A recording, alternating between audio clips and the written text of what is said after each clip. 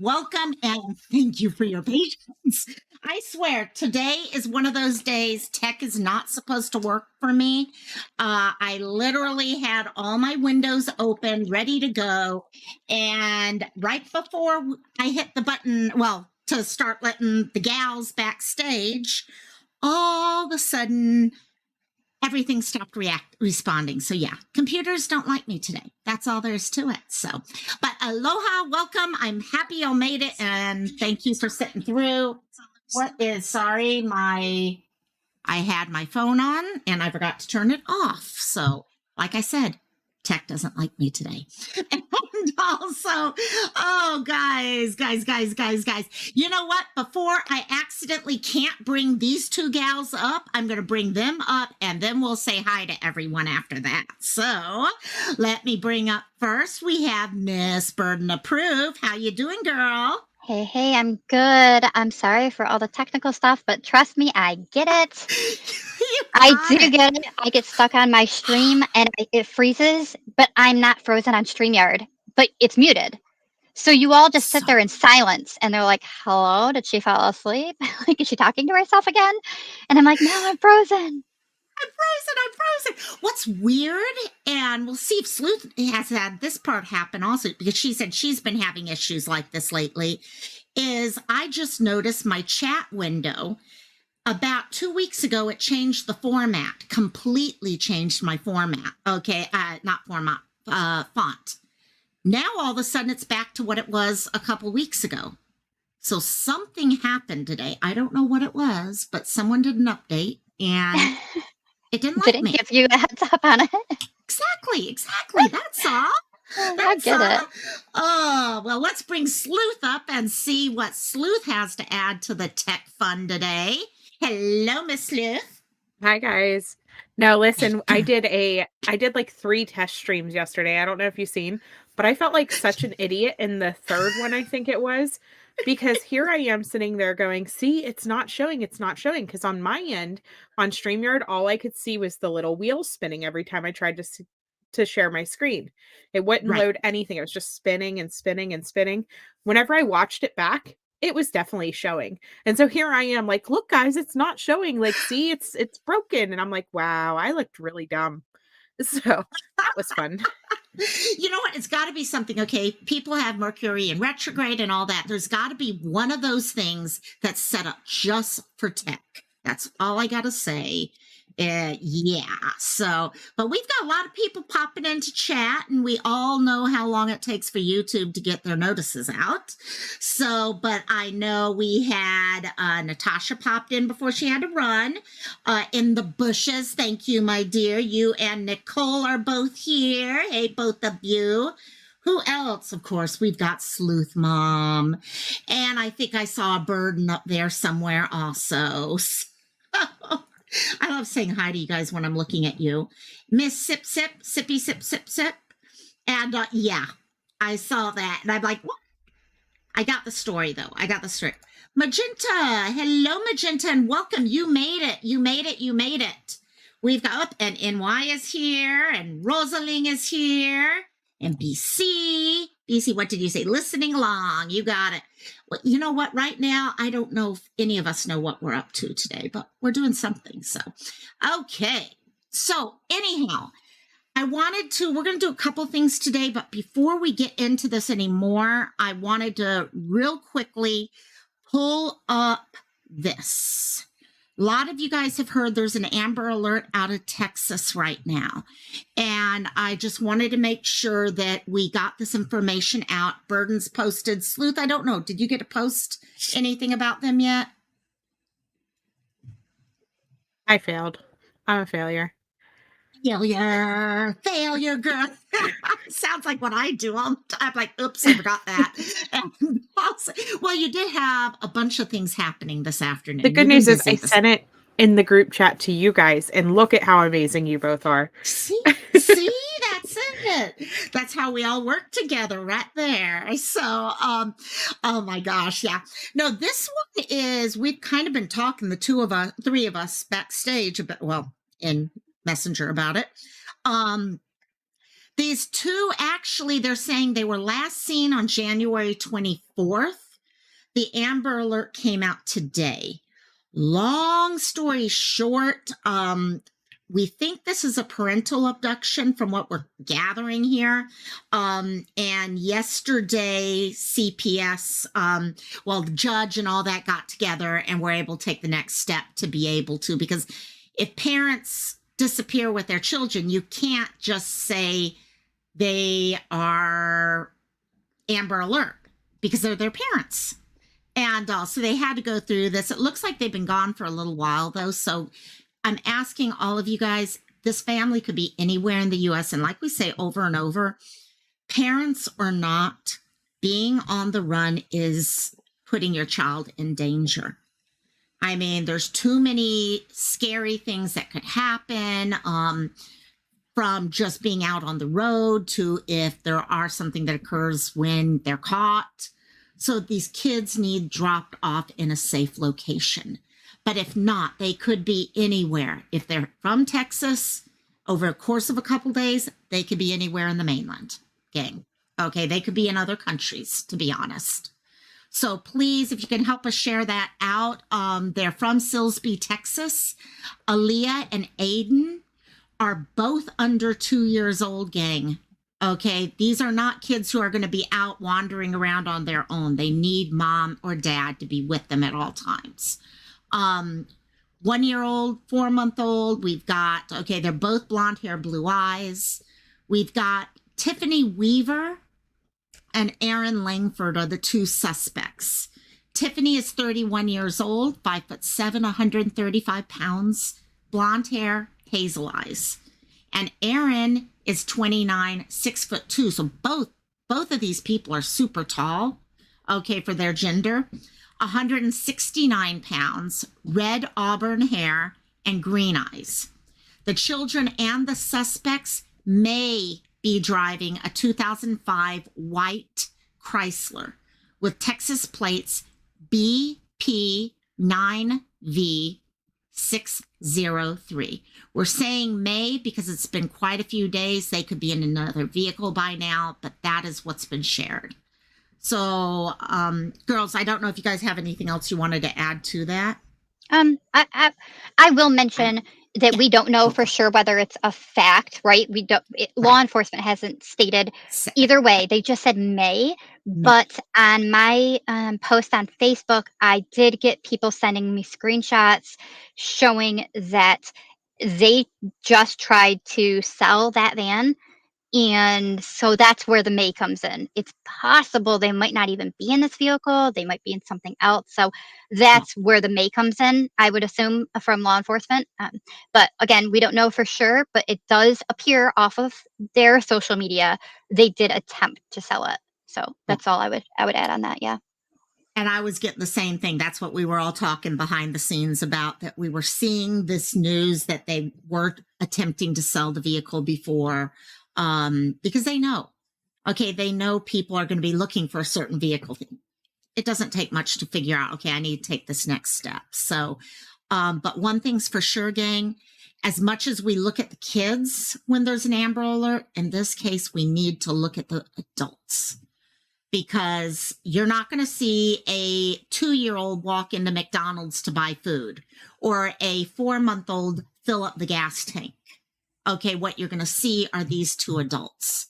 Okay, and you may not see all 4 of them together either.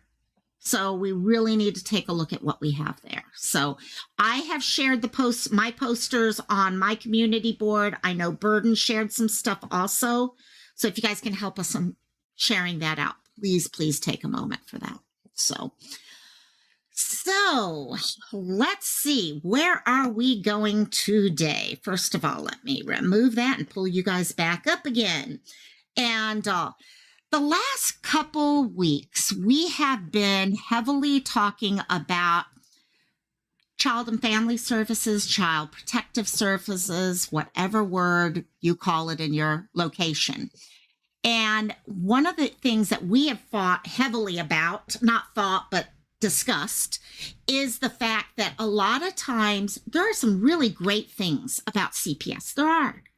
There's some amazing good stories where they have helped children, they have helped family members, things like that. There are also some horrible stories. The problem is a lot of times all we get to see are the negative, because a positive story is going to be dealing with a juvenile and privacy issues. So you don't get to hear those stories, but we know about them. We know about children who have been rescued out of horrible situations.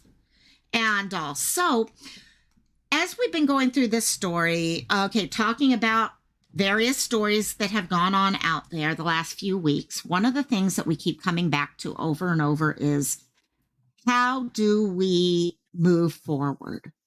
Okay, how many times have we heard the system must change? But the system is the same as it's always been. I used to tell people when I would go to work, and employees would come to me with complaint after complaint or something. Okay, I'd say, you know what? Yes, you got a great point there. Can you help me with solutions? We need solutions. So please help join me in figuring out what those are. So that's what I wanted to kind of look at today is the three of us, all of you guys in chat. We're going to split this live into two sections. One's going to be, what are some of the things that you guys see as part of the ideal child protective services? Okay, we talked about many different things over the last few weeks.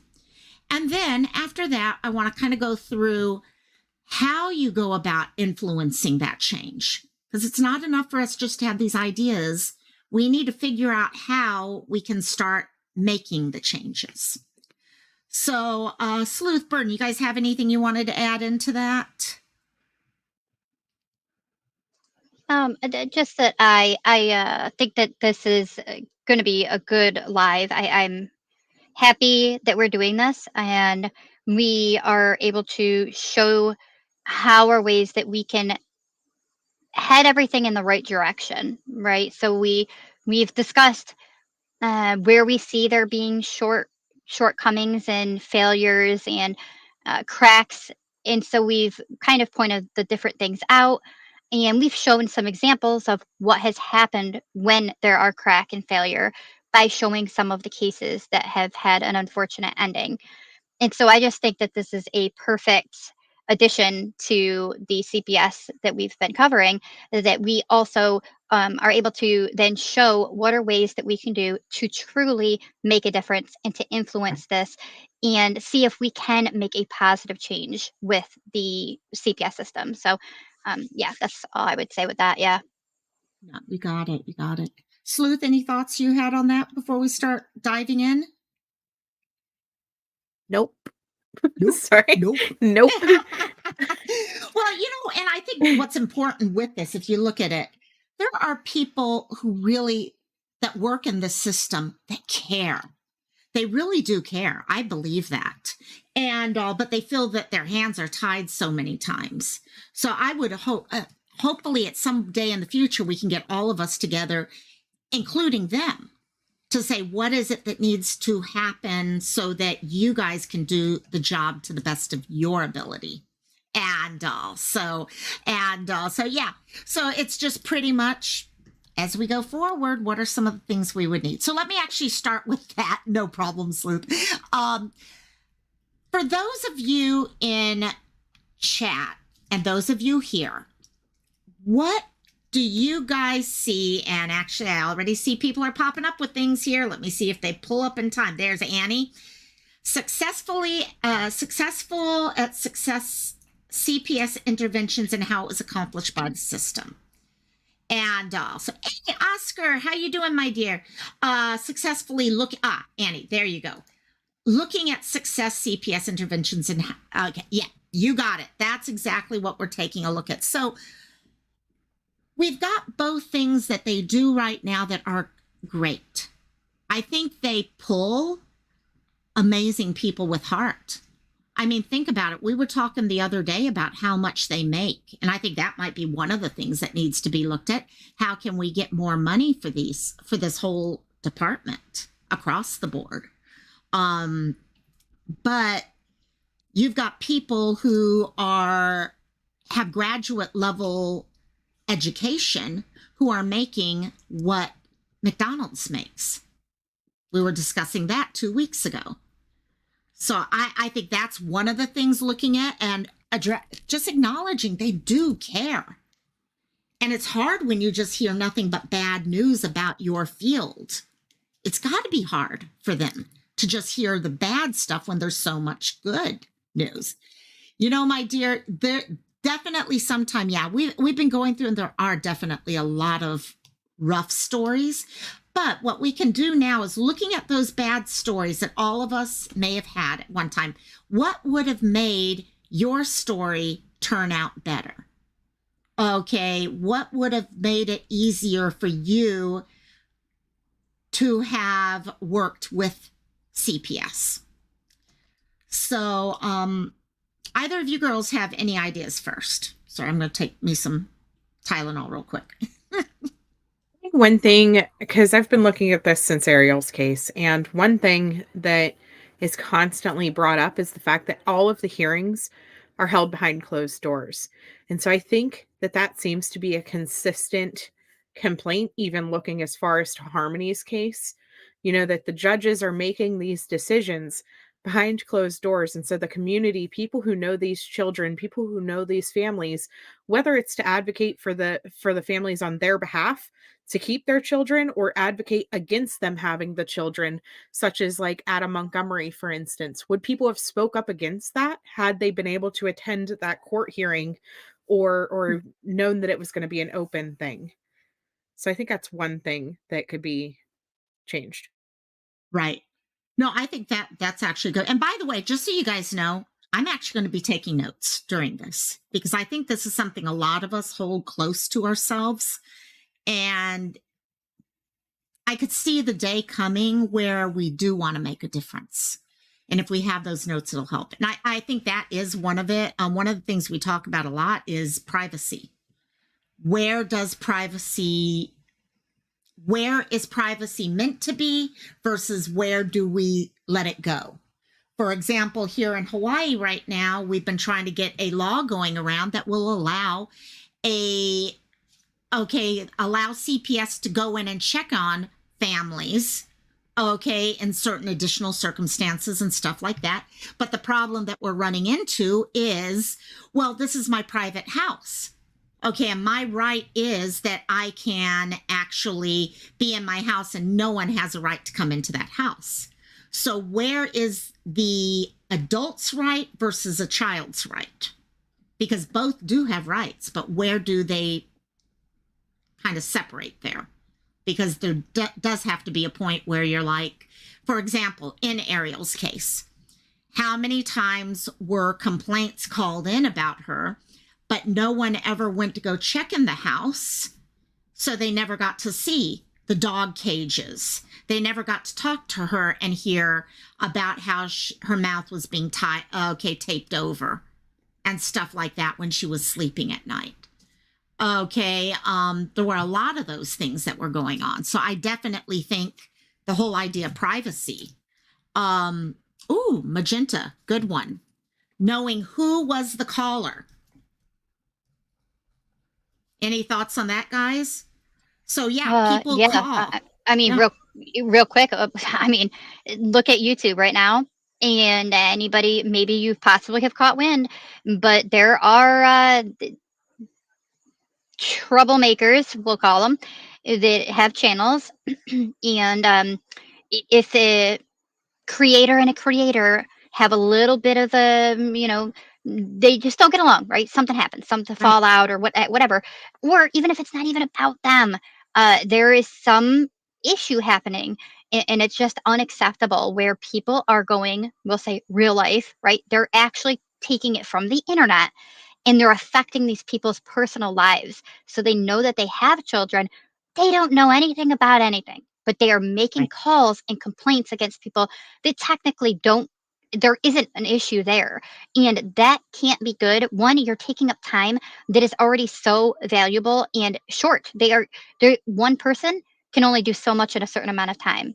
They don't have many people there, right? We've talked about the fact that there is a shortage of how many workers, that the caseloads that get put upon one person And now you have people that are making false accusations and claims, and they have to take time out to go and check on that, as opposed to legitimate, real cases and real concerns that need that attention and that time.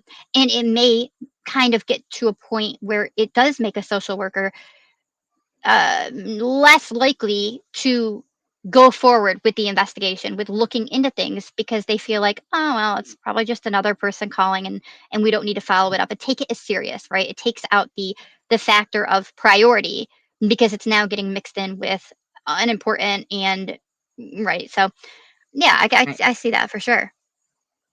Let me play. Okay, just so you guys know, because I know I'm getting a lot of great ideas, and I know some of you might get worried that your comment might get forgotten about another idea. So, for example, LM, I've already starred her comment so that once we get done with this subject, we can go on to the other subject also. So, if you bring up other ones, I'm going to try to remember so we can go back. So, one thing, okay, I'm going to play. First of all, I agree with you. I think I'm so tired of people trying to cause trouble. So, they make these calls and it's taking away from real issues that are Now, out there. I agree with that to a point. I think that, yeah. yeah, I was going to say, I think that maybe we don't need to know who the person is, like the person who's getting called on. But I do think that CPS should have that information and police. And then that way, like for instance, whenever I was going through my whole issue, I had contacted my local law enforcement and let them know, like, hey, if they try to swap my house, if they try to do this, if they try to do that, don't respond because I'm a streamer and I'm getting harassed online right now. Right. And so I think that they should be able to have the names of the people, like if you have an issue with a creator, for example, that you can call and be like, hey, so and so may call and make reports and blah blah blah, and they can have that in their memory bank. Do you know what I mean? And have that, Right. you know. So I think that the anonymity, however you say that, I think Right. that I think that it is required to some extent, but I don't think that the person who got the call on them should necessarily have Mhm. access to that information. Well, Because and Oh, that's okay. that That's becomes what a I was going to dangerous ask you. situation where there's, like, retaliation or whatever if it right. is a family member. Right. But what about if there needs to be protection? Yeah. In the event that, for example, it is a streamer or somebody, and you really need to be putting some type of protection between you and that person. If they're coming and affecting things with your children, could they show up at your home, right, and possibly Right. being able to file something with police to try to protect yourself? So that's kind of, No, I don't know. I get I what think you're saying. Go one thing ahead. I was thinking for this whole thing, especially when it comes to the confidentiality, because the confidentiality is there for protection. Because a lot of these people you're reporting in theory are very dangerous people Yeah. and ideas. Okay. So there does need to be that. Maybe there's a way that the person who is reporting it can go in front of a judge saying, I need confidentiality in this case because of these reasons. And then, okay, within so many days, if the judge says that, then it's granted that, okay, only this or I just whatever. worry that people would Mm-hmm. stop calling because, like, I'm gonna tell you, Right. Bobby Sue down the road seems like they're a violent, horrible person, and I see them hurt their kid, but it will also put my kids and my family in danger, because I can't be anonymous. Would that make me not report it? Do you know what Right. I mean? Well, and that's part of it. We get the same with abuse for the elderly. Right. Okay, the reason why the anonymity is there is so people can feel comfortable being the whistleblower. And so maybe it's a combination of the Right. people who are getting the final complaint, like the worker or whatever, does have to know who it is. Maybe also putting in not punishment, but consequences for false reports. reporting. Mhm. Because I I do agree. think there's a lot of false reporting going I on. do too. And that's taking up time. We deal with it here. How many people in chat alone have said already they've had people call them because they're on YouTube and someone gets mad at them and says, oh, I'm going to call CPS now. And they call Right. CPS and it's taking time away and it's hurting. It's actually is abusing the child Mhm. because now the child has to answer all these questions. I mean, God So, forbid anything would have actually happened at my house that was horrific, because I mhm. called all the law enforcement's around here. And I was like, listen, Yeah. just so you know, so and so is harassing me and doxing me and threatening to get me swatted and blah, blah, blah, blah, blah. Just so that you're completely aware, I'm a YouTube streamer. And so all of the things, so God forbid Right. nothing actually did happen to where we had to call the police because of whatever, because that's, they might not have Right. responded because of the fact that but they did have that heads up. And I'm sure the same thing could happen with like CPS, for instance. We saw a drama situation occur between creators the other day. People were threatening CPS, blah, blah, blah. I wish in that aspect that there was like a number you could call to be like, hey, just so you know, half the internet's getting ready to call you about me.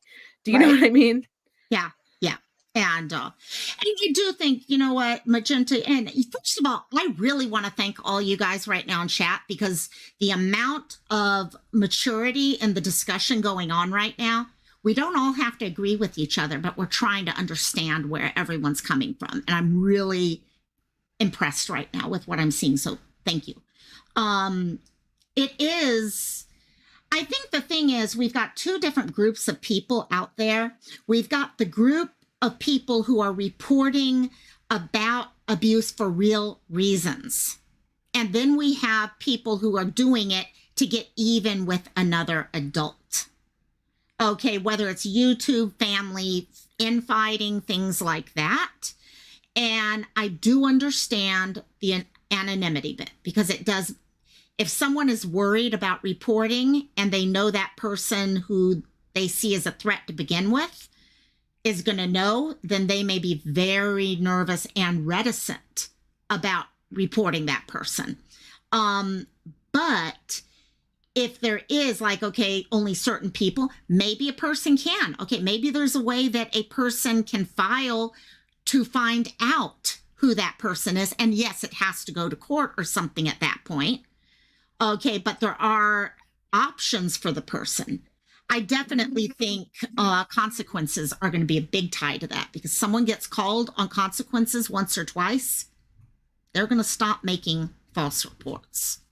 I think that Right. we would see happen. And that's the other thing. So how do you know if you're making a false report, or if you're okay, so say you're the CPS intake worker and I call on Bobby Sue. I don't know why that's my name today, but it is. I call on Bobby Sue and I say, I think this child is being abused, and then that's cleared. Would that, how do they differentiate between somebody who is making false claims and somebody who is calling in but can't verify or can't guarantee it? Do you know what I mean? It's just a Right. thought. How do they verify between those two things? Because I think that's where they've run into trouble, I think, being able to pass like some type of law about false claims, because whenever you are a stranger or somebody who's an onlooker or maybe not as close with the family, you're not necessarily going to know if there truly is abuse or if you're just seeing signs of abuse and calling it in. Does that make sense? That does make sense. Yeah, That I think that there does. should be a way that though that they are recording those calls. I don't know if they get recorded or not, but I think that there should be some level of it being recorded, each call that comes in for that purpose right there. I think you could tell a difference between somebody who says, "Hi, okay, so I go to church with these people, and I have some concerns. I'm worried they look disheveled, their hair's not brushed, they're coming in and clothes that are not clean." Right. Right? You can hear something in that kind of call versus probably likely a YouTuber that would call on another one saying accusations. I don't feel Right. like I think you could go off of one, their relation to the person. In what way do you know this person, right? What's your connection to True. them? And make sure they always have that on record, as well as recording the call to be able to go over the way that they accusing that it's a fact, or are they bringing concerns that they are worried may be going on, and things that need to be checked into. So Yeah. I don't know. I think maybe I don't, like I said, I'm not sure if they record the calls or not, but I think that could help with that. That Yeah, definitely could probably. help with that. I definitely could see that. I think definitely in this case, and I've been trying to star things so we can go back to some of the other questions popping up, but I think definitely we know there are false calls, and it's not just YouTube. It can be people when there's a custody issue going on between Or children. even just family disputes. I mean, Yeah. listen, I'm not gonna lie, my mom has called on my brother before, and it was completely false, made up, Yep. whatever, because she was mad at him. And 6 months later, she's like, "Will you be my friend again?" And it's like, no, you just called CPS on us for no reason because he was limiting her visitation with his daughter because, she's unstable. My mom has mental health issues. And he was getting concerned about some of the stuff that was going on with her. And so in return, she called CPS. And Yep. so, you do see stuff like that where it's not a YouTube situation, but it's also there was nothing there. There was Right. no anything. Do you know what I mean? And so how do you address that in a way that that person is held accountable, but then at the same time, like, what if? Do you know what I like? I Right. mean, because there could always be, and you just, I know that there's not a way to stop all false calls, right? No. There's Absolutely. just not a way to set up some type of thing, but I think that there has to be some type of protection for, like I said, if I were to call on Bobby Sue down the road and I'm wrong, am I going to go to jail or get fined for making a wrong call? Right. Right. And there is it. I'm going to bring real quick. I had LM's neck. I'm going to go to LM right after. I did want to add NY's comment real quick because I think this fits into what we're talking about right now. Okay, he said, in the future, data processing will play an even greater role in solving cases. I think it will also help with what we're talking about. I believe the key to successful child protection lies in artificial intelligence. It will help detect abuse patterns early and save children in time. Now, I know he was talking about something else, but I also have to say, I think it could help with false reporting. It'll help because one of the things I used to do in nursing homes for anything QA related, quality assurance related, is I had matrices galore where I would track things and I'd be like, okay, who has fallen? What time did they fall? Okay, what were they doing? All these different things. So I could better the care that was being given. So in this case, if you're tracking who made the phone call, okay, what it was, what time, all these different things, you're going to start seeing patterns, which might allow you to work through and kind of come down on the consequence side if you put consequences in place. So any thoughts on that?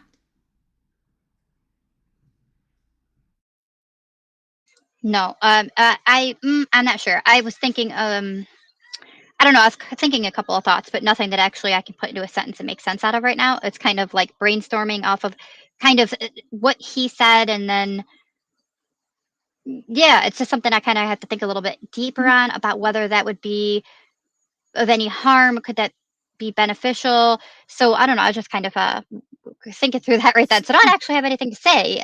Just many thoughts about it. Yeah, exactly. And one thing I'm actually going to bring this comment up of LM's right now because the problem with false calls is this right here. It adds to the casework that people have to deal with. Okay, think about it. You got someone out there investigating a YouTube harassment type situation, and it's taking away from the case of a child who could truly be being abused every single day, every single night. And these people don't make, first of all, the type of money. Okay, there's not enough of them. Okay, so definitely there's so many cases, and a lot of the reason is these false calls. Some weren't even, maybe education. I know this is, actually, I'm going to go back and star this one so we can come back to this one also. Sorry, I've never done the starring either, actually, Sleuth. This is new for me, but I thought maybe it'd work. So, No, this is really LM, cool. Like, I didn't even know that was a thing until you just started doing that. I'm like, what are you doing? That's I'd awesome. forgotten about it. And I was like, oh, wait, let's see, because I don't want to forget people's ideas because there's some great ideas coming out. So Ellen brought up, and if you saw a troublemaker making noise, please support the person being victimized. Okay, I don't know, LM, I know this wasn't necessarily a suggestion, but I think also that might kind of tie in with the other side of education. I think we don't have enough education going on about abuse and what qualifies as abuse.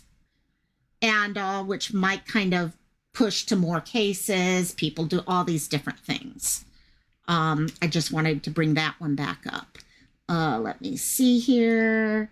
Who was next? Charlie. Charlie had some great ideas earlier and thought-provoking ones, okay? Not easy to answer. Okay, first one he brought up was, he or she, sorry if I have that wrong. I've heard that CPS has been known to be involved in child trafficking. Is this true? Any of you guys want to take it so I'm not maxing all the time? I can take it too, either way. I think it would be really hard to prove that they were involved in child trafficking. I know that we have seen a lot of instances of like, kids who quote unquote run away from foster homes. We have seen different foster parents who have been convicted or accused of abusing kids that are within their system and things like that. But I don't know that there's like people in CPS that are literally standing there like, hey, let's go put these kids into these homes. Let's go and traffic these children and things like that. Right. I don't think there's a guy at the top necessarily that's like, yes, we collected 15 new kids today to go sell on the black market, if that makes sense. No, I agree with you. Burden? Yeah, no, I agree with her that it's through a distant. There's a connection in that aspect that there is as an extension of the way things happen. So being in a foster home, unfortunately, may be in the hands of somebody that could do that to them.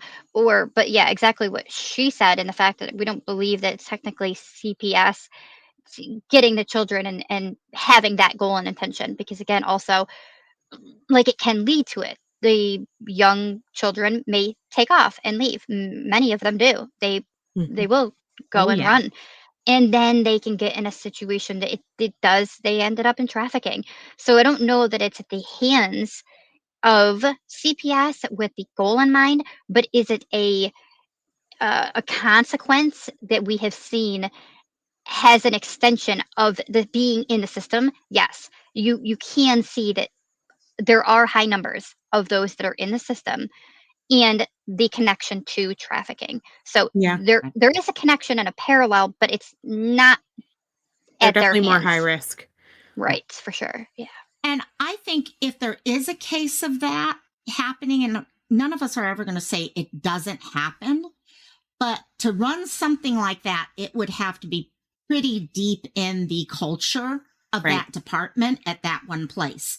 And at that case, your attorney general and all should be taking up the lead in something like that. And if it goes higher than that, then we did not have any suicidal thoughts or ideations before we discussed this topic, just in case, any.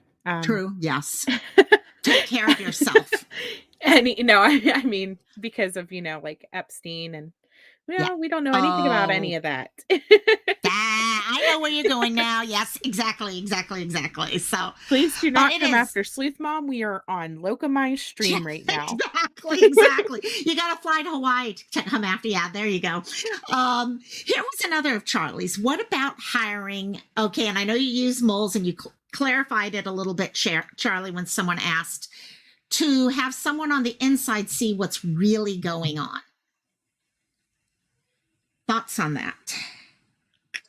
I think that you almost, to an extent, could or should, but it's, I'd say, kind of built-in moles to an extent with the children, if they're being really talked to. But I mean outside of the eyes of the parents, right? They aren't in ears range, they're not watching them and overlooking it, where they're actually able to have the conversation with the children. And I know still some will not say anything. They will be in fear. They will be afraid of consequences. If I tell, it's going to be found out. Mom and dad are going to find out I said something and I'm done for. It's so I know, there's reasons that the children are silent.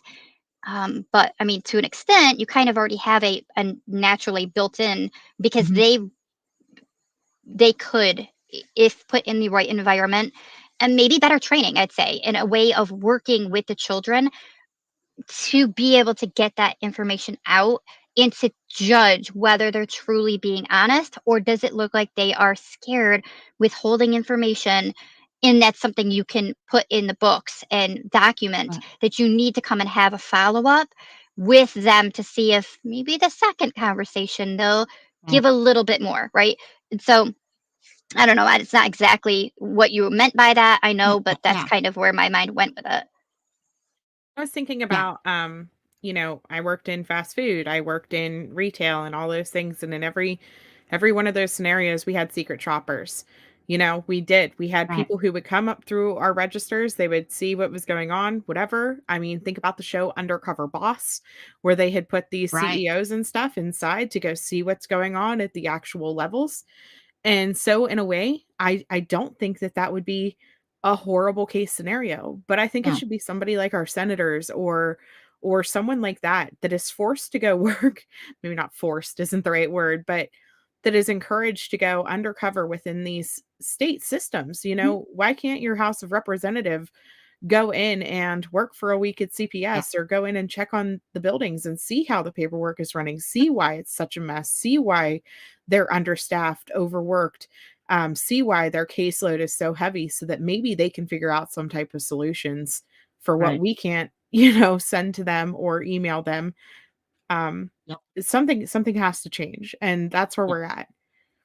I think one thing that kind of fits into this place is many of your healthcare, social services things have systems in place to ensure employees can be whistleblowers.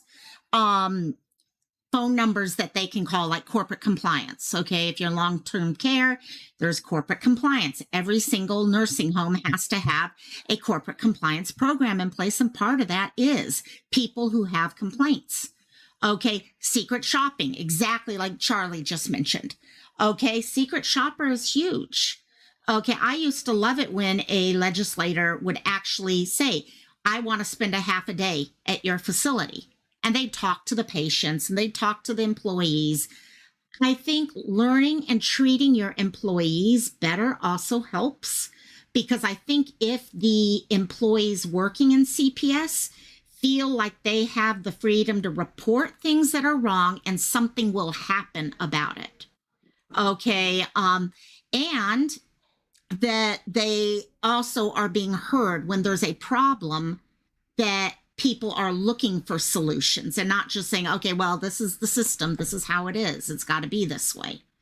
So by having those things in place, maybe it's not a mole. It's actually trusting your employees to tell you what needs to happen and listening to them.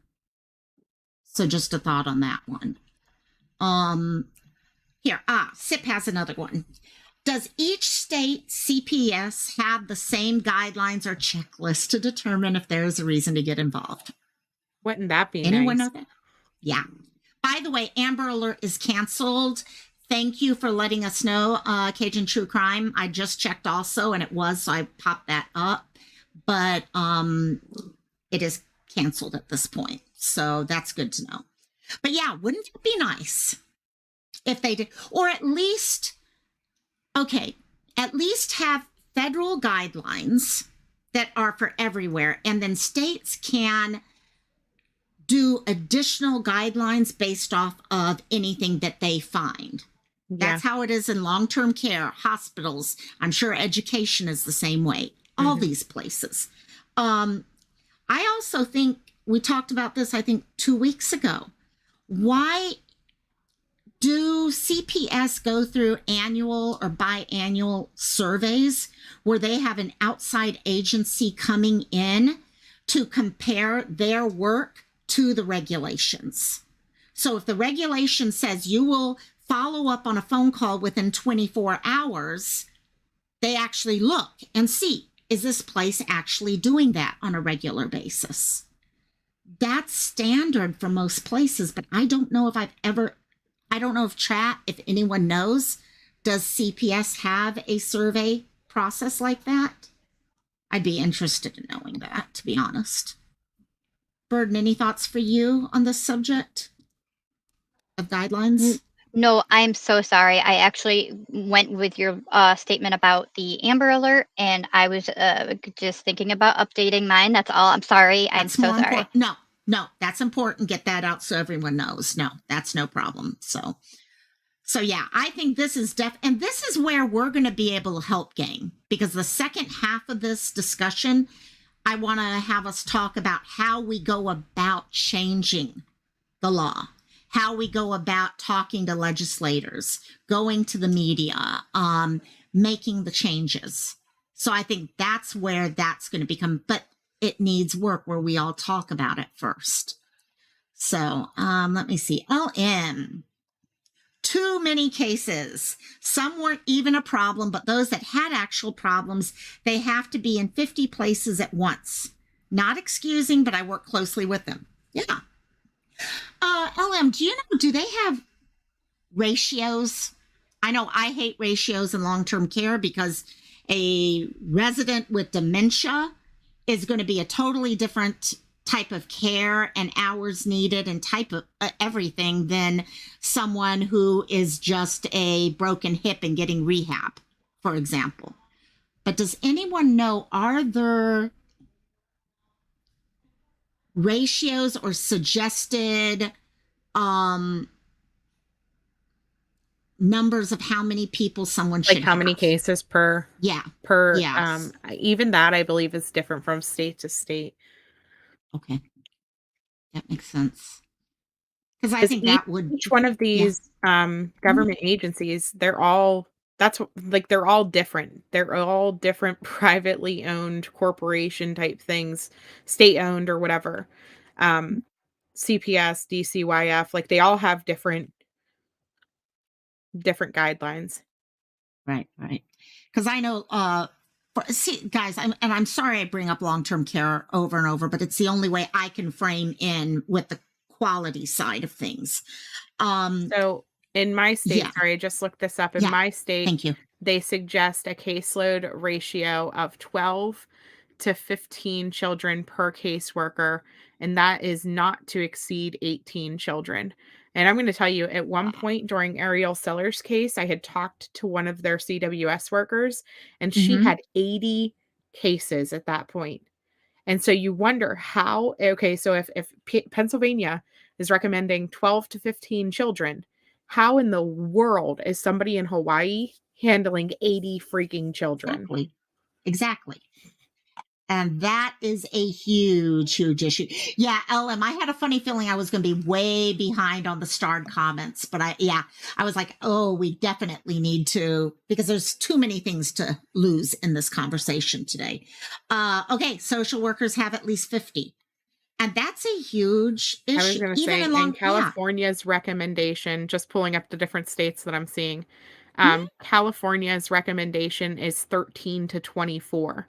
So you go from PA 12 to 15 to California 13 to 24, and that's their recommended. Yeah. And like Sip just said, it'd be good for us to know, how do they decide? Because ratios, for example, okay, there are suggested ratios out there for long-term care.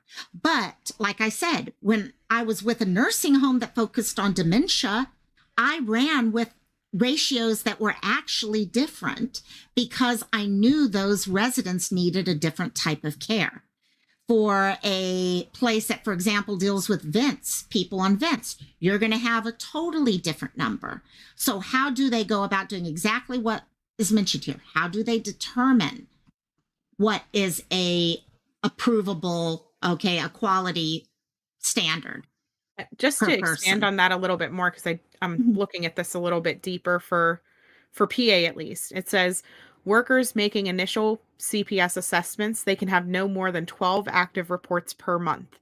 Workers providing ongoing CPS support, no more than 17 active families, assuming the rate of new families assigned is no more than one for every 6 open families. Working with both initial CPS assessment and providing ongoing support, no more than 10 active families, no more than 4 active initial assessments. If it's a worker providing intensive family-centered services, they cannot have more than 2 to 6 families. A worker providing family-centered casework, no more than 12 families. A worker counseling with birth families, preparing and assessing adoptive applicants for infant placements and supporting these families, 20 to 25. A worker preparing child adoption who are older or have special needs. They can only have 10 to 12 children.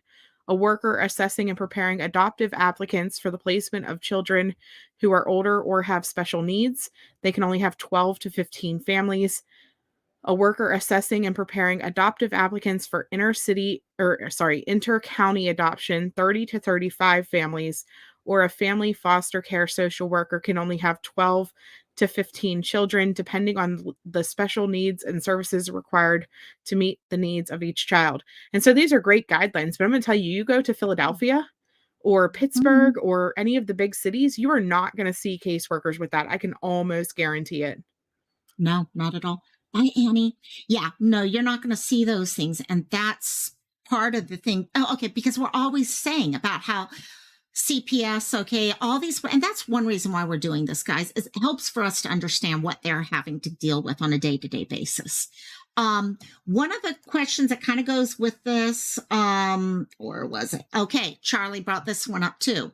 What motivates someone to stay with CPS? If they're dealing with having to deal with anywhere from 30 to 80 different cases, okay, how do we motivate these people to stay and keep the quality people?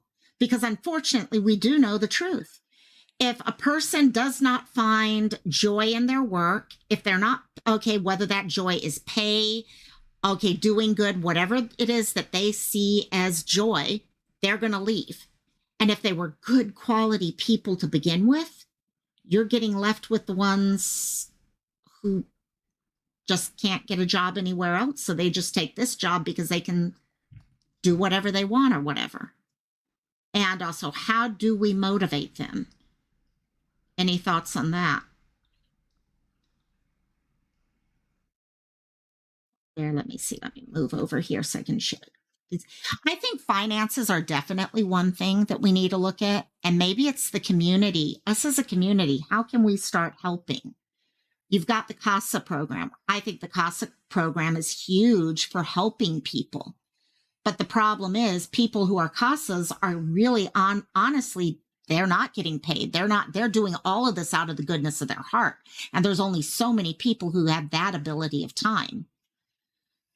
So how else do we do? Yeah, show them appreciation, value them.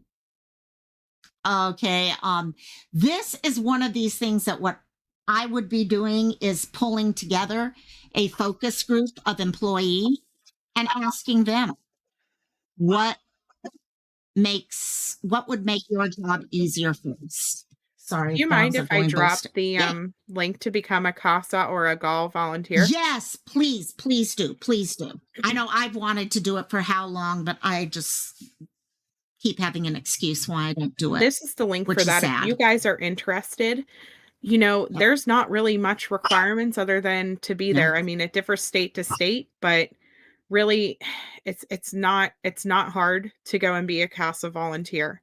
And what that does is Ellen can even probably tell you guys a little bit more about it, but you help advocate for the child, for their best interest, not for the guardian, not for the lawyers, not for CPS. You go and you talk to the children, you're with the children, and you advocate for the children and what their best interest and whatever the situation is. Bingo, bingo. I think that does help people when there's other people out there to help you with your job. It gives, what they can start doing is give CASA the least troublesome of the jobs out there, opening them up to the cases that need the specialty. They need the people who have the additional skills and all. Awaken the art. Welcome, my dear. Success at their job helps. There's a very little joy in that job. All this, they see the worst of people day in, day out. About that. Best of what they see are the smiling faces of the kids, but even those smiling faces are just covering up pain. So coming up with other ways. And yep, money does talk, but where does that money come from?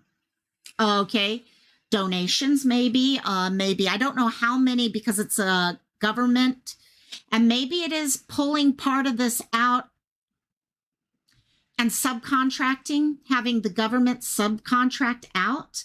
That way they can hold the companies a little bit more responsible, and the companies can go out there and ask for donations. They can be 501c3s. I want and they to can get grants. try to find the link so that we can get updated numbers, because it's been a year since I looked it up. But I'm going to tell you, one of the biggest problems with funding for CPS, one of the biggest problems, because they do get a ton of grants for all of the different types of children that they have, for all the different types of cases and things like that. They get a ton of funding from the federal government. And that's why we all stand here and scratch our heads going, how are they still underfunded? Like, you hear every year, well, we're adding this funding for CPS. We're adding that funding for CPS. And while I was looking into this for Ariel Seller's case, somebody sent me a link to what grants the federal government has given to each state, how much money it was, and then how much of that portion of funds was actually allocated for CPS and how much was taken by their state governments and used for other things. And that is where in lies the problem. Your state governments are not utilizing CPS funds for CPS. They're using it to pad their budget in other areas because they go, CPS only really needs this much money. And, then they do things like the one case that we covered on here, that the CPS worker was saying, listen, I need 5 more people. And then they only approved 2 because of funding. So exactly. I got to find the link. Exactly. No, and that's years ago, like 30 plus years ago, the state of Hawaii took all of the hospitals out of underneath Department of Health, because there were not all, but there were like 3 or 4 more now, that were actually state hospitals, state funded. If you work there, you were a state employee, all these things. And they created a quasi-governmental thing. They're still under the state, but they operate as a private company. So all the money goes straight towards them, and then they decide how they know they have to provide, TB services. They got to provide this. They know what they have to do, and they divide the money up based off of how they're going to get it done. And then the state holds them responsible for getting it done. Because unfortunately, what does happen is exactly what Sleuth Mom just said. 9 times out of 10, you run into governments where they're running out of money for all these other reasons. So let's throw the money into, we're going to throw this into the hurricane fund, if you're in Hawaii, for example. You do those types of things. So I think, I could definitely see that. Hey, Christola, my dear, good afternoon. So the money doesn't go where it needs to, and Sleuth Mom is 100% correct. Yeah. And how do you get the money to go where it needs to go? Transparency. Lone Wolf had it on the head. Our government does need more transparency. And also we can see exactly what's happening. So let me see here. Okie dokes, Burden. Let me go next comment while Sleuth is looking at that. Let me see. LM. I did that one already. Sorry. Okay. SIP. When a person reports someone to CPS, how specific does the person calling have to be? How does the case determine if it's an emergency? That's a question I don't know if any of us have an answer for. And I think it probably varies from city or state to state, county to county. But it does make a difference. I think that's where the education for the public is important too, as to how you can go about reporting things, and then recognizing, the second part of that question, how does the case determine if it's an emergency? There is a bill here in Hawaii that is being looked at right now for our next legislative season. And I was talking to Sleuth about this the other day. Right now, you have to get if you're going to go and pull a child out of the house, unless it is the child is in imminent danger, you have to go to a judge. Okay. Now, the problem is this: imminent danger is defined differently for every state. Okay. I think California, it's 72 hours, to give you an idea. Hawaii, it is months. I forget if it's like 6 months, something like it's a god awful number. So the problem occurs there. Okay. We all have different definitions of what an emergency is. Okay. And they're trying to get that changed to 72 hours here in Hawaii. Okay. And that would also help protect the thing of kids who are being pulled out of families that should not have been pulled out. And so there's a lot of different, it kind of helps out with both sides if you actually do have standardization there. CPS is legally obligated to investigate every report. It's that reporting time period. Okay, how do they decide it is imminent danger? Changes how quickly they have to report about it. But that could make, so much red tape. I was amazed. I didn't know that. I did not know that you could literally go months and that's considered imminent danger. So they can just pull a child away without checking into it. And I you was know going what? to say, I think we looked at that one case was like 90 days. Wasn't it? That they were considering it imminent danger? Yeah. Horrible. Yeah. You're right. I think it was 90. I couldn't remember if it was 90 or 6 months. I couldn't remember. Now, I think it was 90 days, but I'm sorry, I'm still looking for this, but I don't see how that can be considered imminent danger. I'm thinking imminent danger, it's going to be like, I don't know, 24 hours. You know what I mean? Yeah. Max. And even that seems too long if you're talking about somebody's literally hurting their child in that moment. Yeah. No. Oh, true crime? No. Sorry, I did not explain that real well. So say someone calls in and is worried about a child. Okay. And the state can go and take the child out of that house without letting a judge make a decision if the child is in imminent danger. The thing is, in Hawaii, they consider imminent danger as 3 months. So if they think that child could be hurt anytime in the next 3 months, they can take them without going to a judge to have it signed off on.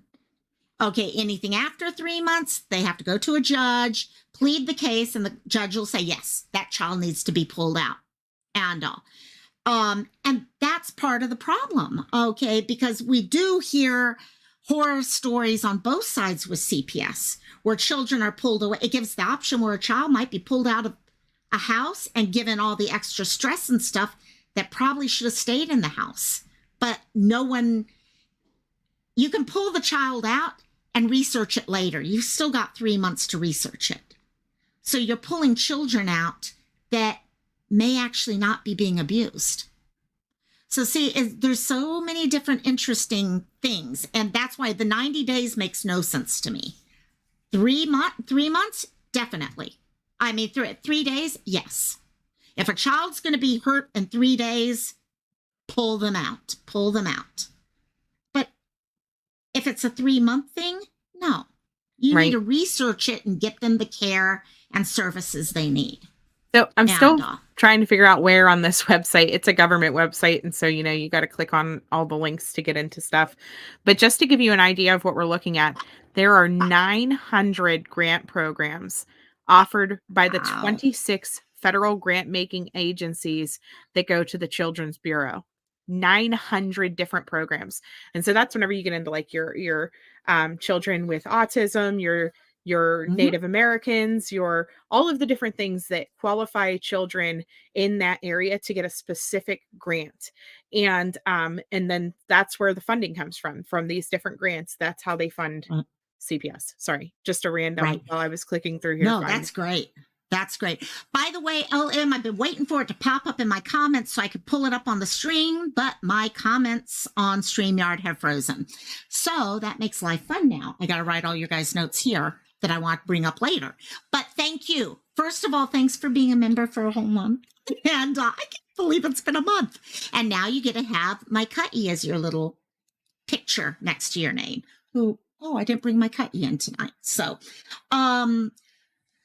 let's see. I know Awaken had something. Okay, let's see. That one I can still do that. So let's see. The next one I have here is, this was good. Now we're talking about, okay, In the Bushes made a comment a little while ago that I thought was really interesting, and it goes to education for parents. So, what about anyone who has a child? Okay, you go to the hospital and you're going to be having a child or something like that, or if you're going to adopt or foster something like that, that you be required to take and pass a free parenting course. Does it make sense that we should be able to require anyone to have a child to go to a free course that talks about anger management, talks about growing up and the goals as a child, okay, for your children, expectations, how to deal with stress, things like that. Work out for everyone there. Oh, that would make sense, Burden. I keep closing all my windows. So sorry, let me switch over here, see if I'm back to there. Oh, good. People are coming back onto my thing is working. Yeah, I think that's definitely, think about it, guys. We have to have a license to drive. We have to have a license to have a dog in most places, but there's nothing for having a child. So yeah, it makes sense to me. I mean, it makes total sense to me. I can't, yeah, Red Rock. Okay, what do we think? Because that's fair comment right there. It would be great, but I don't see it happening. What would need to happen for that to happen? Okay, what would we have to put in play for that to be a feasible thing? We know we're not going to catch everyone. Okay, I'll be honest. You're right, Red Rock. It's not going to happen with everyone in the world because, well, everyone in the US, people are going to get out without it. And, but they're not. Okay, so Cristola, where you live, those courses are offered for free, but they're not required. Red Rock, it takes too much liberty away. I mean, I would say, Comment? and it's not, I don't know, it's exactly what you guys are going for, right? I don't think they're not specialized classes that are really drilling in on adults that are already parents. But what, with my school district anyway, they did have requirements that you had to take certain credits, you got to either pick either this or this. And much like how you take health class, there were, I forget the name of what they are called now, but like, child development was one of them, and there are multiple of them. They were in my school that we had to take at some point or time, and you could choose which of the kinds you wanted, but it still fell under that same realm. And they were taught, even though you were still in high school, none of us, well, maybe if you had a baby, but the majority didn't have children yet. And you were taught how to take care of children, how to raise them, how to interact with them, things to do if you were getting upset, who to reach out for help. And we went over a bunch of it. So I don't know. It's not exactly, I think, what you guys are referring to, but I think that a starting point could be to have that a requirement in every school district, much like how you have to take a language. You also have to take some type of parenting courses, and the requirements within that parenting course are obviously caring for their needs, their daily needs, and then things if you were to get stressed out, worked up, the different approaches of what comes with parenting. It's so you at least know everybody has the baseline understanding and knowledge that they can reach out to different places if assistance is needed. But I mean, so it's a start, but I don't think it's exactly what you guys are saying of like being an adult and going to a full-fledged serious courses. I mean, I don't know. I don't know. Again, yeah, when you said like you don't know if it's possible, I don't know that it is, right? It's not like you're going to get a 5-hour course how you have to do for driving. Yeah. Right. But in the end, you've got people's lives in your hands. So take a 5-hour course for driving so that you're protecting yourself and others on the road. You should also be able to say, well, if you've now become a parent, you should take a course on safety to protect those children, those they are still at risk in some way or another. And yeah. Could you incentivize something like that? Okay, is this a place where companies can pop in and find ways to incentivize? Give people 10% off of things in your stores, or 5% or whatever. So many different ways, thinking out of the box. Okay, to say, hey, you know what? You are showing that you care about your child enough to spend 3 hours for whatever it is. Okay, you're going to get a little card, and now you're going to get a benefit from that. So it becomes something that they want to do because, yeah.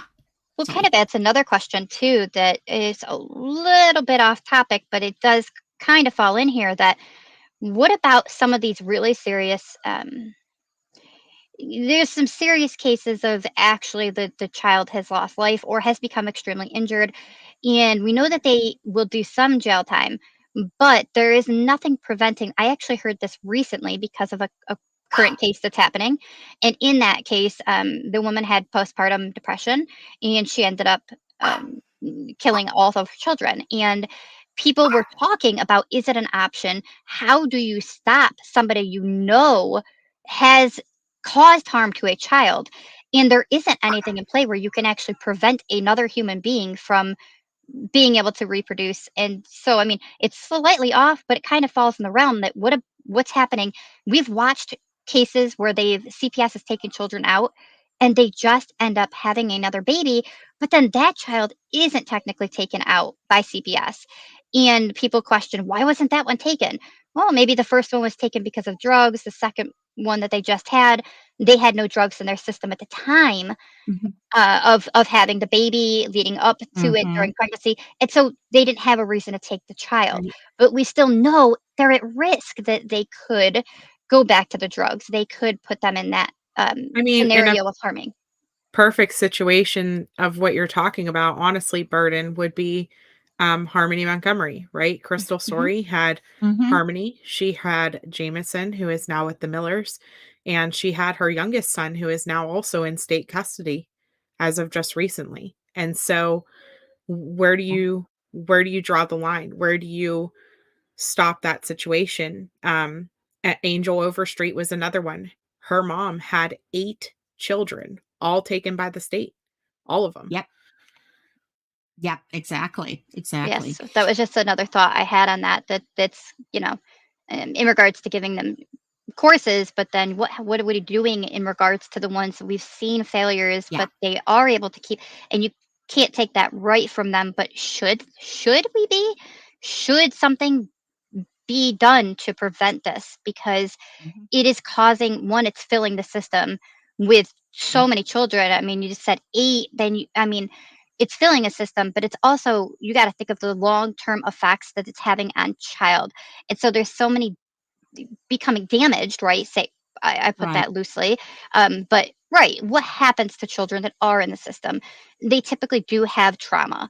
And so you are mm, now having a bunch of adults that have trauma as their childhood, and then they right, are reproducing and having babies, and they don't know what to do because they didn't right, have the proper parents teaching or course. And so it's becoming a cycle, and it's just continuing. And at what point exactly, are we able to put a stop to some of this wheel that's just never ending? It just keeps yeah, going. And it gets it I get where you're going, and I totally agree because I hate the cycle. I hate it. yeah, It's something we've talked about, I mean, I don't know how many times. And, right, how do we stop it? But then how do we get on the reverse side of things? Because I know if Ringo was here right now, not to throw out anybody exactly, specific, but, yeah, he's very vocal about the fact that he does not want to be over governed. And so exactly. this is the land of the free, the home of the brave, and all of those things. But then where do we draw this fine line of, you know, uh, I don't even know how to Well, you put get a this the slippery right way. slope. There is a slippery slope. I personally think there should be. I mean, if you have the time to have a child in your life, I think there's certain things you should be required to do. You should know Right. how to do CPR, things like that on a child. Okay. And also the mental health side for yourself. When your child is screaming and yelling, okay, and you want to do whatever you want to do to them, how can you teach people other skills? So is it something you do it on a national level where there are classes that are offered and stuff like that? And maybe it does help you out. It's put into the system. This person did take the class and stuff like that. So you get lower insurance costs, whatever. I'm just throwing ideas off the top of my head. Honestly, that would be nice. Lower, like that would be a nice motivator, right? Yeah. And then the insurance companies can go look for grants, or maybe the kind of like the government did during COVID. Okay, And they make us all places watch the got Shaken extra Baby benefits. video before we're Mhm. allowed to leave the hospital with our kid. You know, you Okay. have to watch the Shaken Baby video. You are not allowed to skip it. You have to watch it. You have to sign off that you watched it. The nurse has to sign off that you watched it. And so Hmm. if they can do that with something so simple as a, hey, if your baby is crying and you can't take it anymore, you are allowed to shut the door and walk away. Do not shake your baby under any circumstance. And you have to Exactly. acknowledge that you've seen that. Um, you know, why can't we make it more than just And that? I think part of this also, and this isn't talking about the parental side of it, but I think if we start looking at mental health as a society better, okay, so when kids are in school, give them classes on how to help their own mental health, things like that. Let's start training people to be able to deal with stress, emotions, things like that. Because if we could build those from the time you're in high school, then maybe as time goes on, those kids who aren't getting skills as they're growing up will develop some. I don't know. There's no one solution to any of these things, but that's definitely something. Yeah, I think classes would make sense, even if it is classes on video, okay, on TV that can be downloaded or stuff like that. Okay, you're not going to get everyone, but maybe you can get some people. So I think it should be everyone myself, Okay, but so that's me. for example, if you get a ticket, so they I don't know about all states, I don't know, but I do know in New York, if somebody gets a ticket and it's something that puts points onto your license, you can take a course in order to get the points taken off of your license. You can only do the course every 6 months or every year-ish, something like that. I don't remember what it was, but um, so you can't just keep going out there getting tickets, getting points, and getting it taken off. But and that also does cut down your insurance. If you haven't gotten points on your license and you take the course, you do get a discount on your insurance, your car insurance. And so there is that incentive for New Yorkers to take a course, and you don't have to go to the building anymore. You do it online. And the way they're Yeah. confirming that you're actually paying attention and taking that is that you are asked questions at the completion of each chapter, as well as they will call you or text you. You pick which one you want, and you have to go through the process and put in the proper information before you can move to the next step. So maybe we can't get everyone, but what if we get the people that have slipped up, made the mistake, done some harm to a child, Exactly. gotten they are in the CPS. Some of these people that we can target and make it a requirement that they take a 6-hour course that's done. They could do it online, and it's the same type of thing, a similar kind of idea behind it, but you are teaching them all this information that they may not have known before, and making that a requirement for at least those people that have done something wrong, Right. right? So, I mean, there would be a start, and you are hitting the target people without it being forced upon everyone. But it's a good multiple hours, not just a quick little thing and you move on to the next because it's a child course, and so they have many things to hit on. But it would actually be a full, solid time frame with it. Mhm. So I don't know, just a thought maybe that you could do it with driving. Maybe they can implement something like that for Yeah. parents that are involved with the CPS system. It'd be interesting to know in the states that require education, parental education, things like that, when you are involved in a CPS case. it's not going to fix the solution for everyone, but I would gather there's probably a much better chance in those states that you don't have repeat offenders. Okay, so I think that's it. I think it's also a combination of not only having them have classes like that, okay, but also having follow-up programs. Right. Maybe that's where you use something like a CASA program where you have volunteers who call these people at 3 months once they get their kids back to ask them questions. Okay, Right. and see how things are doing and just be there to help answer. Oh, you're having problems with this? Here, why don't I send you some stuff you can look up on the internet that talks about that issue? Things like that. Just to follow So, yeah, up on the mentors. shaken baby thing, because everybody's kind of talking about it in the chat.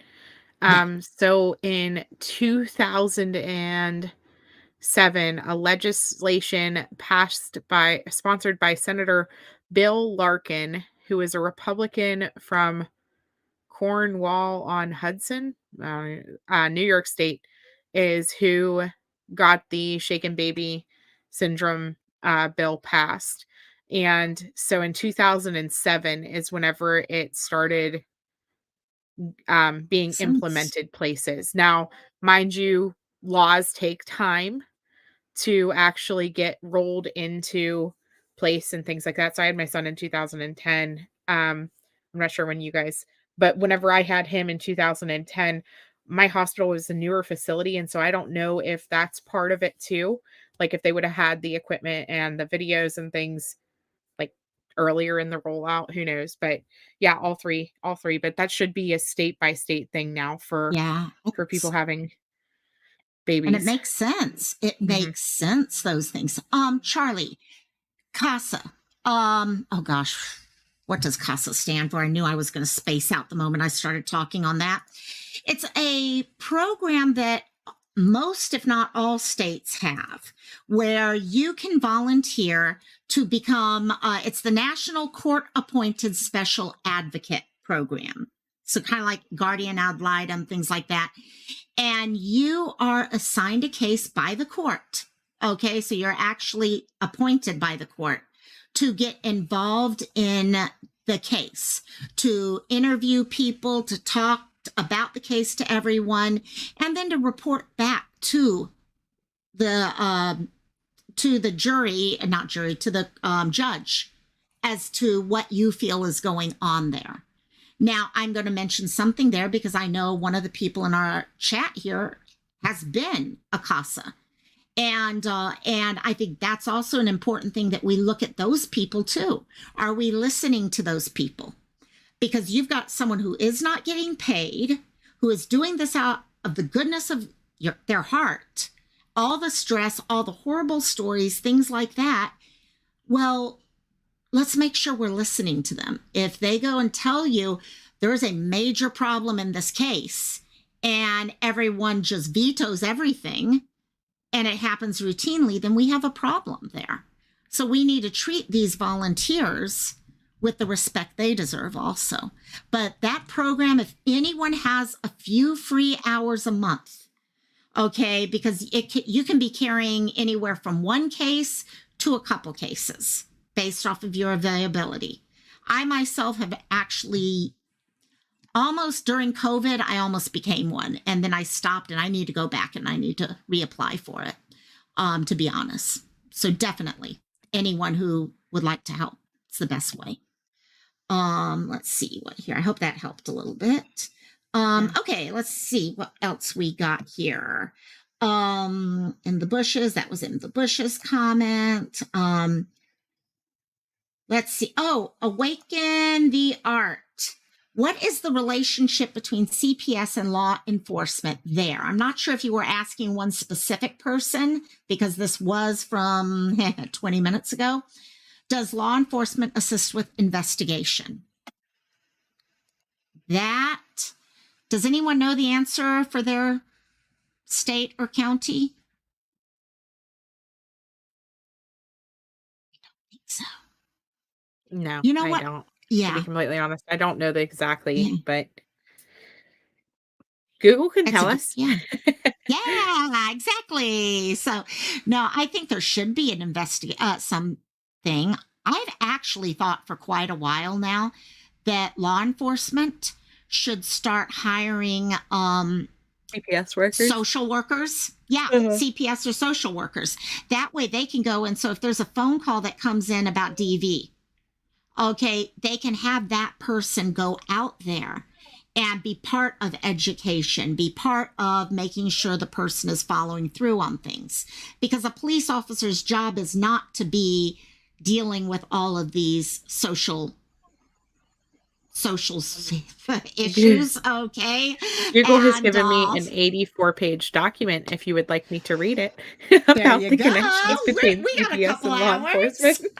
When I put in, does law enforcement work with CPS, it says that CPS staff work closely with law enforcement agencies and other members of multidisciplinary teams in each county to assist child abuse reports. CPS and law enforcement agencies have a shared legal responsibility for taking child abuse reports and responding to them. And then it's a whole thing, but yeah, that's what the very first thing that comes up when I asked if law enforcement does work with CPS. Good. I'm going to include, Sleuth has been sending us some amazing articles backstage, so I'm going to put those in if anyone wants to look at those. First of all, Nicole, thanks for sending a gifted membership, and even better, La Princesa got it. See? And thank you. I love these gifted memberships. They're the greatest thing. I love them. So, oh boy, we have someone wants mama. They don't want to sleep right now. I don't blame them. I wouldn't want to sleep either. This was also something that Sleuth came up with and shared with us. And I know we're going really long for this live, so I'm not going to go through all of it. But that second link is actually Adoption and Legal Guardianship Incentive Payment Program. So when we talk about how people adopt and they start adopting or fostering children as a way of getting income, this is what we're talking about here. Okay, because that's the money that they're getting. Honestly, too, though, that was just the easiest link to find, but that is part of CPS funding, right? That money goes towards CPS.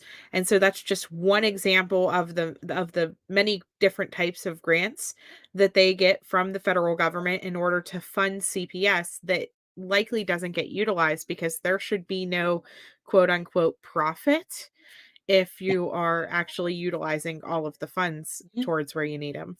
So exactly. No, that's a good one there. So Awaken the Heart said, every investigation here is accompanied by police. I proposed a special police task force that just deals with mental health issues. You know what? I think that makes sense. Okay, I really do, because I think we'd see something that just started with a small group. It's going to spread. When you're talking mental health, good spreads outwards. Okay, the more people you help, the more lives are touched. So I definitely would say that for sure.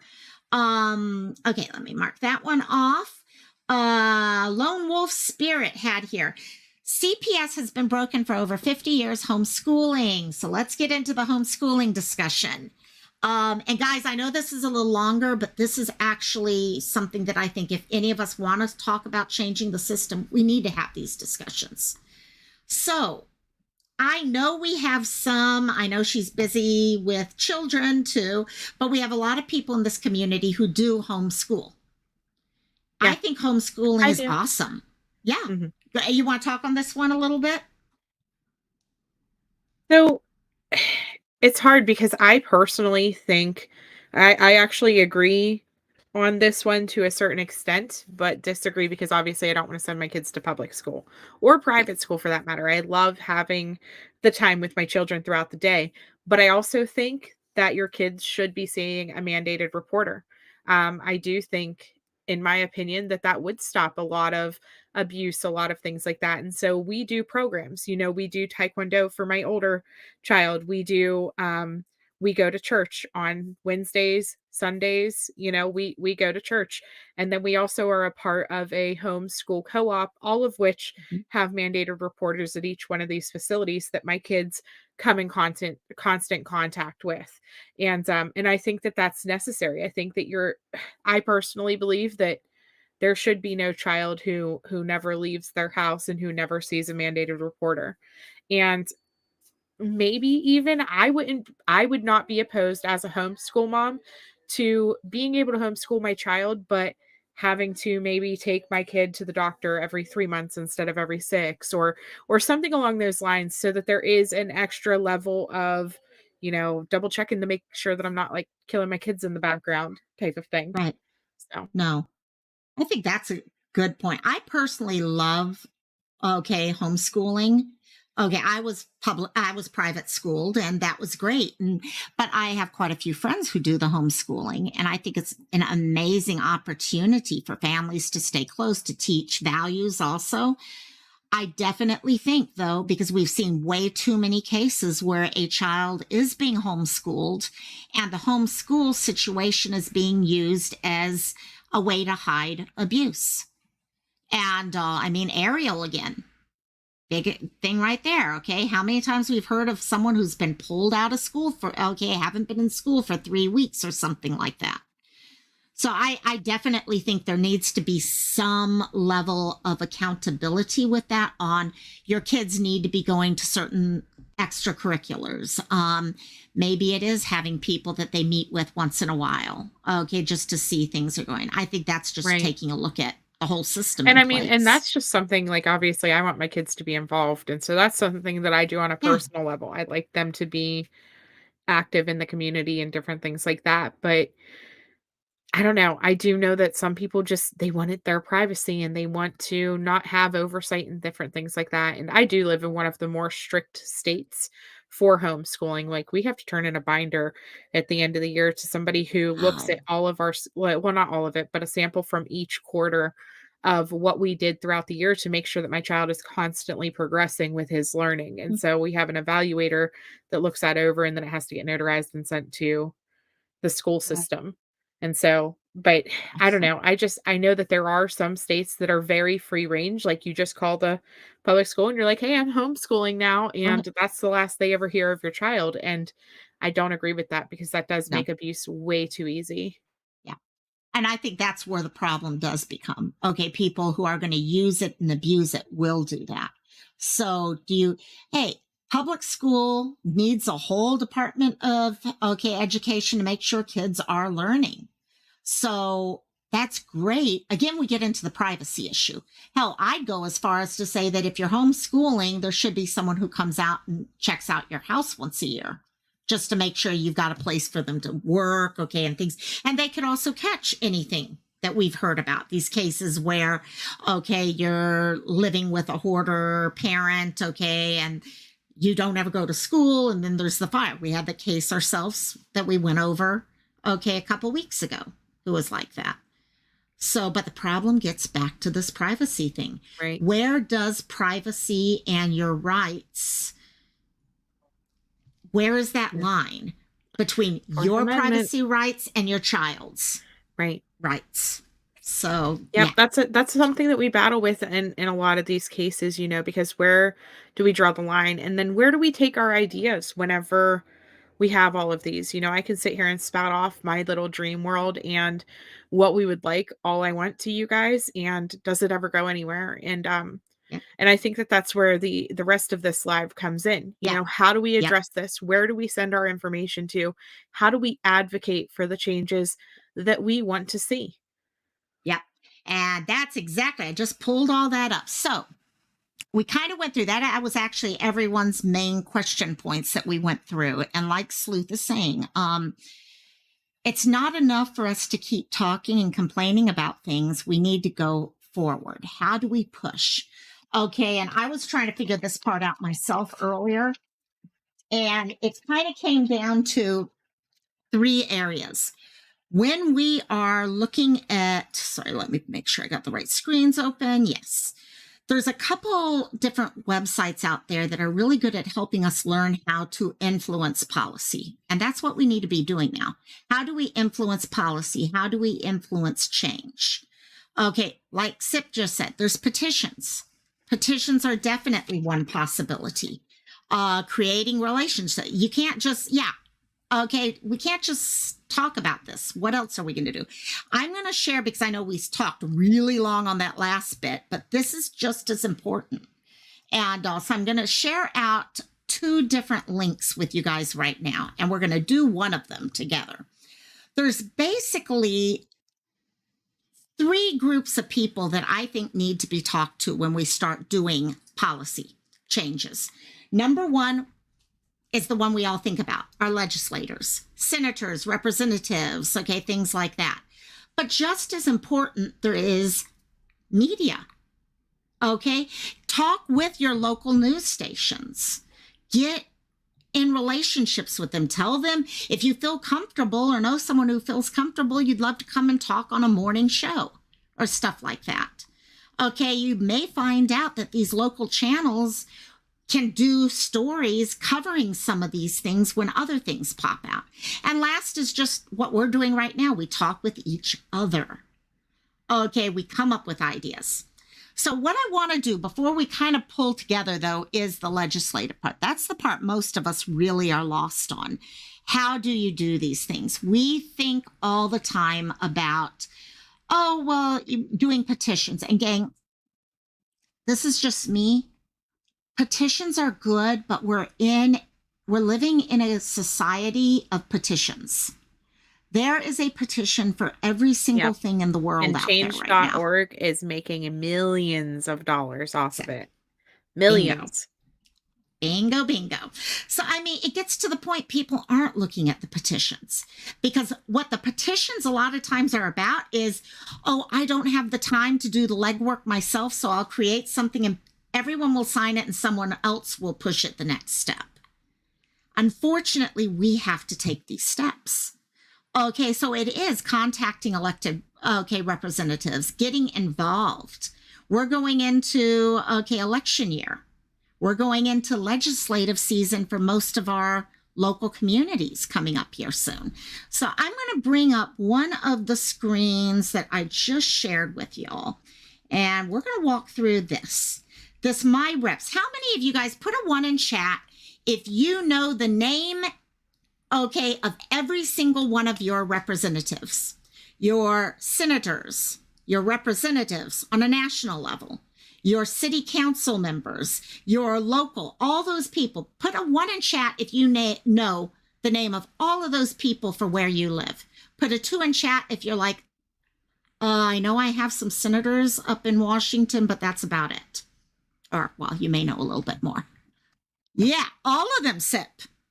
How many of you guys know every single one? 3. Yes, I know exactly. I know a couple, but I don't know all of them. No. I was like, oh man, you said all the city and stuff. I'm like, yeah. And usually, gang, when yeah, but think of it. Usually when we start talking about these things, we think about our senator and stuff like that. We may find ourselves having better luck by starting small. Starting with our local people here where you live, getting them involved, and then it continues getting bigger and bigger. That's grassroots. Yeah, build steam. You build up momentum, and then you also have whoever at the lower level, but they have a name to themselves, right? They have some, and it's not just a simple civilian that's calling for action. No, you actually have somebody that's like, you know what? No, I agree, and I'm back everything that they're all saying. Yes, we should. And there's a little level of respect between each of them. And so it makes it easier to move to the next level and to the next level, right? And small steps. I mean, Rome wasn't built in a day. So, start small. And I think that can work us in the right direction, because that is taking a huge bite to just go big. Nope, you got it. I am going to try this. Unfortunately, I lost it earlier. Good night, by the way. I just awakened the heart. I was so happy you joined us tonight and helped you. Your insight was really great. So thank you so much for popping by.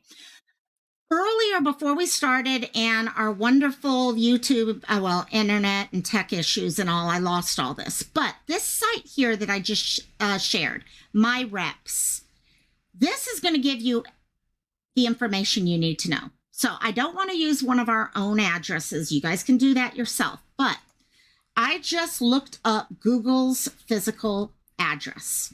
Okay. Let's see what we get from them. They're at 1600 amphitheater. Okay, blah, blah, blah, blah, blah. There we go. So you could also have it find you if you want to go that route. You choose. Make sure you've checked local, county, state, and federal. Okay, print this out when you're done. Hit search. Bingo. These are your levels. So if you want to know what district are you in, things like that, the important things that we do need to know. But right here, if I was in Google's office and I wanted to go talk about some law or something that I wanted passed, these are the people I'd be contacting. So they're board of supervisors. And I love that this site includes a contact, including their Twitter and everything. Yep. So yeah, Twitter, for those of you guys, you guys know what we do all the time. We sit here and we tweet out missing people thing. This is how you can contact. Look at this, all the representatives that come underneath them. Then they're federal. They've got, okay, your president, vice president, U.S. rep, and the senators. So utilize this, because I do know a lot of us are busy. We all want to help stuff like this. But honestly, gang, I know how busy it gets. So when you have the free times, I think it'd be great at some point if we do have the ability to start pushing forward with things. But right now's the time to start. So hopefully you guys can use a website like that. And yeah, not saying that, okay, going and doing petitions won't help. They definitely show you who's interested in a subject. Start a Facebook group, see who joins you, okay, to talk about that from your local area. And so many different things that we can start doing to try to work our way through that. So I know we've been going super long today. I normally keep this to an hour, hour and a half, and we're at an hour, 41 minutes. And, but yeah, so you guys have any, actually chat, do you guys have any questions or anything or comments that you wanted to make before we start pulling this to an end?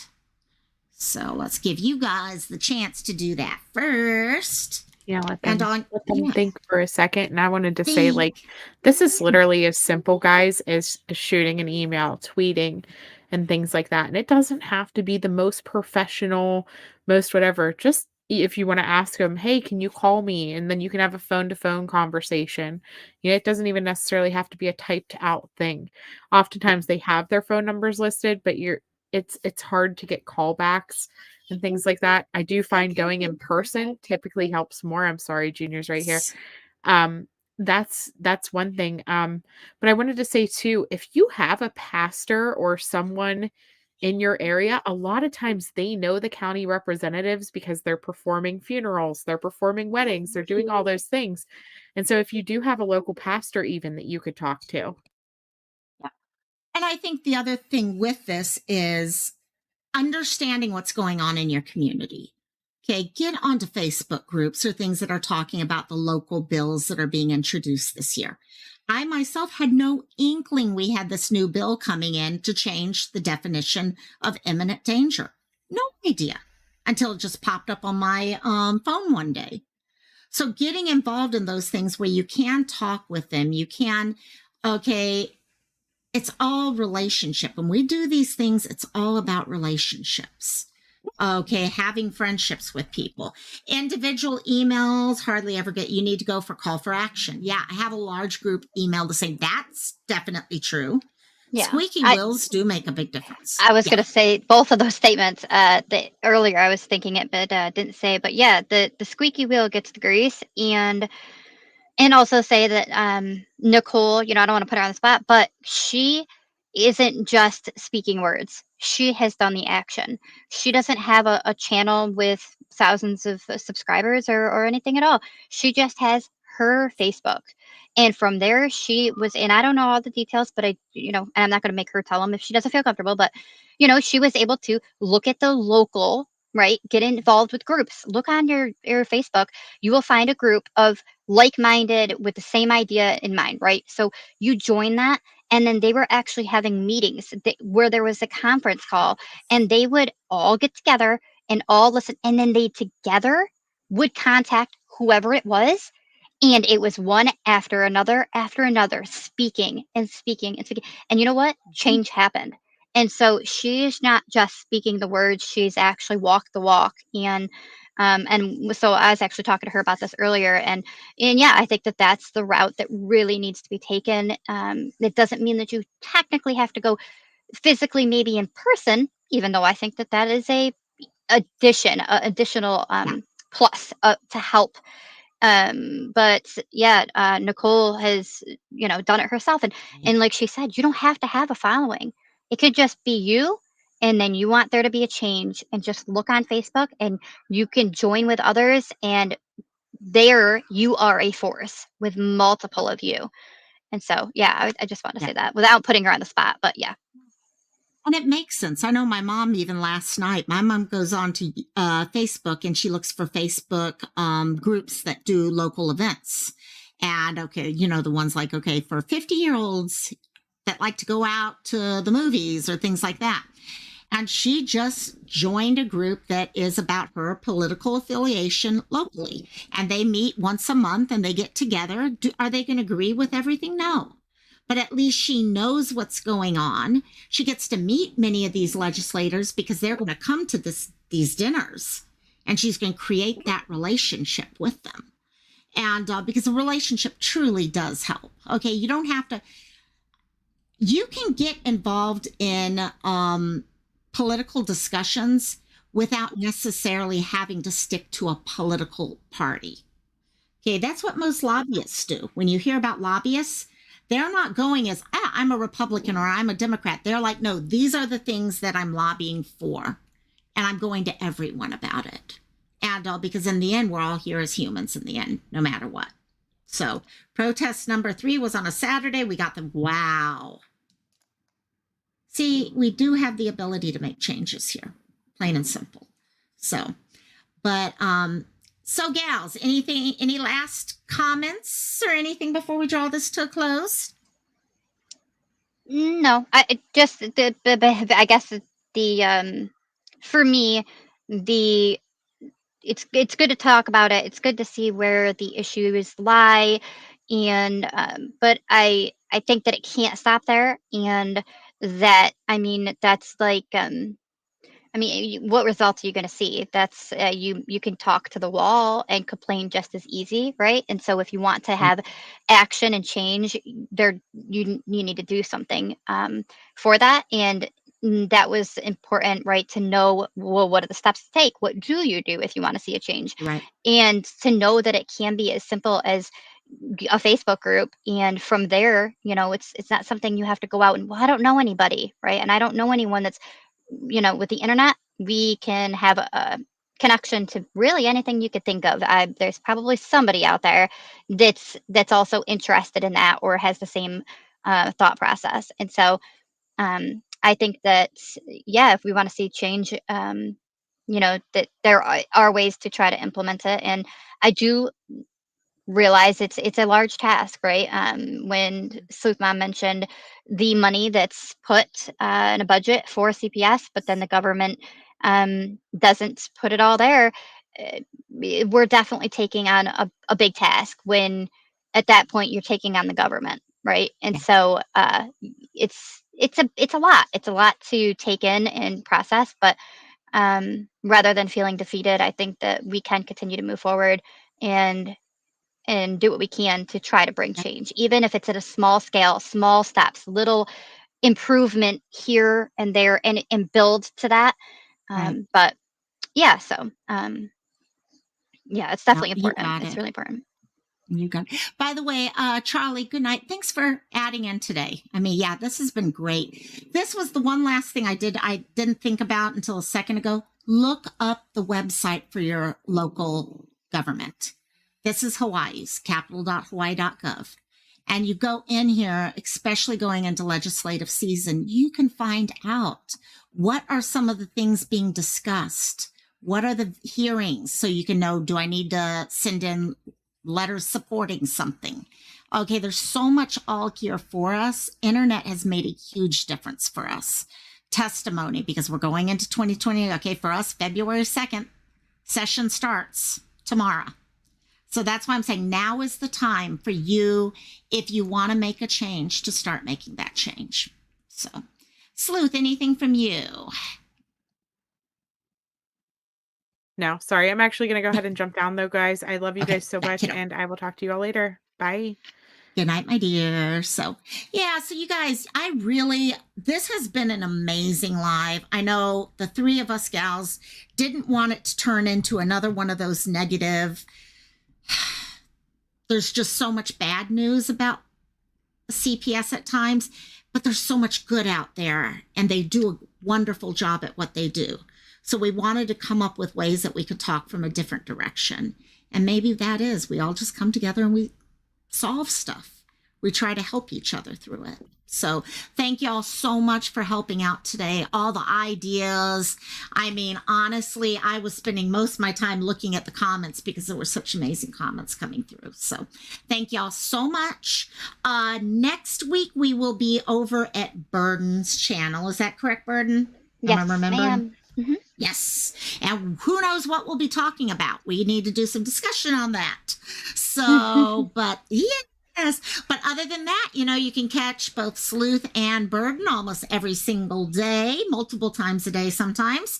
And I'll be here on Friday if something doesn't happen tomorrow that will allow me to go live tomorrow. So love you all so much. Thanks so much. Yes, Cassie, I know she's trying to get over to me.